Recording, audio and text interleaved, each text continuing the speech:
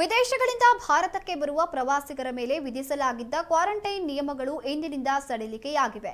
ಅವರು ವಿಮಾನ ನಿಲ್ದಾಣಗಳಿಂದ ನೇರವಾಗಿ ಮನೆಗಳಿಗೆ ಹೋಗೋದಕ್ಕೆ ಅವಕಾಶವನ್ನ ಮಾಡಿಕೊಡಲಾಗಿದೆ. ಹೋಮ್ ಕ್ವಾರಂಟೈನ್ ನಿಬಂಧನೆಗಳಿಗೂ ಕೂಡ ಅವರು ಒಳಪಡಬೇಕಾಗಿಲ್ಲ. ವಿಶ್ವ ಆರೋಗ್ಯ ಸಂಸ್ಥೆ ಅನುಮೋದಿತ ಲಸಿಕೆಗಳ ಬಳಕೆಗೆ ಸಂಬಂಧಪಟ್ಟಂತೆ ಭಾರತ ಸರ್ಕಾರ ಇಂಥದ್ದೇ ಒಪ್ಪಂದಗಳನ್ನು ವಿವಿಧ ದೇಶಗಳೊಂದಿಗೆ ಮಾಡಿಕೊಂಡಿದೆ.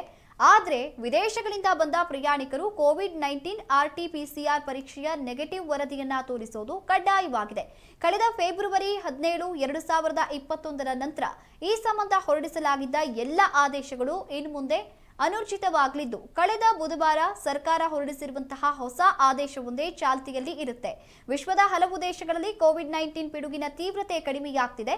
ಇನ್ನು ವೈರಸ್ನ ರೂಪಾಂತರಗಳ ಬಗ್ಗೆ ನಿಗಾ ಇರಿಸೋದು ಇಂದಿನ ಆದ್ಯತೆಯಾಗಿದೆ ಅಂತ ಕೇಂದ್ರ ಆರೋಗ್ಯ ಇಲಾಖೆ ತಿಳಿಸಿದೆ.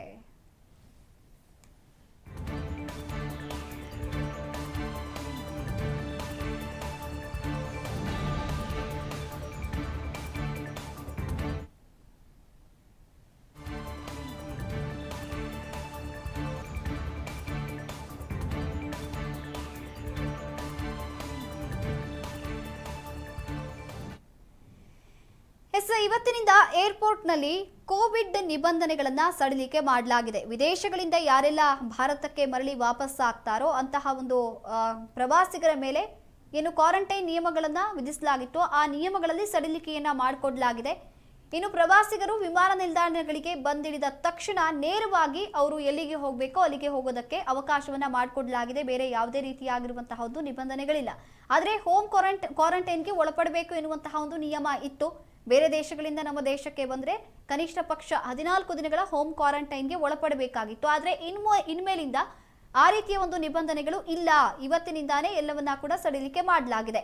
ವಿಶ್ವ ಆರೋಗ್ಯ ಸಂಸ್ಥೆ ಅನುಮೋದಿತ ಲಸಿಕೆಗಳ ಬಳಕೆಗೆ ಸಂಬಂಧಪಟ್ಟಂತೆಯೂ ಕೂಡ ಭಾರತ ಸರ್ಕಾರ ಇಂಥದ್ದೇ ಒಪ್ಪಂದಗಳನ್ನ ಬೇರೆ ದೇಶಗಳೊಂದಿಗೂ ಕೂಡ ಮಾಡಿಕೊಂಡಿರುವಂಥದ್ದು. ಆದರೆ ವಿದೇಶಗಳಿಂದ ಬಂದಂತಹ ಪ್ರಯಾಣಿಕರು ಕಡ್ಡಾಯವಾಗಿ ಕೋವಿಡ್-19 ಜೊತೆಗೆ RT-PCR ಪರೀಕ್ಷೆಯ ನೆಗೆಟಿವ್ ವರದಿಯನ್ನ ತರಬೇಕಾಗಿದೆ. ಅದನ್ನ ತೋರಿಸಿ ಅವರು ಯಾವುದೇ ಕ್ವಾರಂಟೈನ್ಗೂ ಕೂಡ ಒಳಪಡಬೇಕಾಗಿರುವಂತಹ ಅವಶ್ಯಕತೆ ಇಲ್ಲ. ಮೊದಲನೇದಾಗಿ ಕೊರೋನಾ ಲಸಿಕೆಯನ್ನ ಹಾಕಿಸ್ಕೊಂಡಿರ್ಬೇಕು, ಇನ್ನೊಂದು ಕಡೆಗೆ ಕೊರೋನಾ ನೆಗೆಟಿವ್ ವರದಿ ಬಂದಿರಬೇಕು. ಇದನ್ನ ತೋರಿಸಿ ಅವರು ಹೋಗಬಹುದು.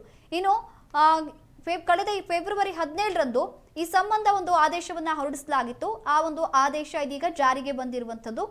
ಕಳೆದ ಬುಧವಾರ ಸರ್ಕಾರ ಈ ಕುರಿತಂತೆ ಹೊಸ ಆದೇಶವೊಂದನ್ನು ಹೊರಡಿಸಿದೆ. ಆ ಒಂದು ಆದೇಶದಲ್ಲಿ ಈ ಒಂದು ಎಲ್ಲ ಸೂಚನೆಗಳನ್ನ ಕೊಡಲಾಗಿದೆ.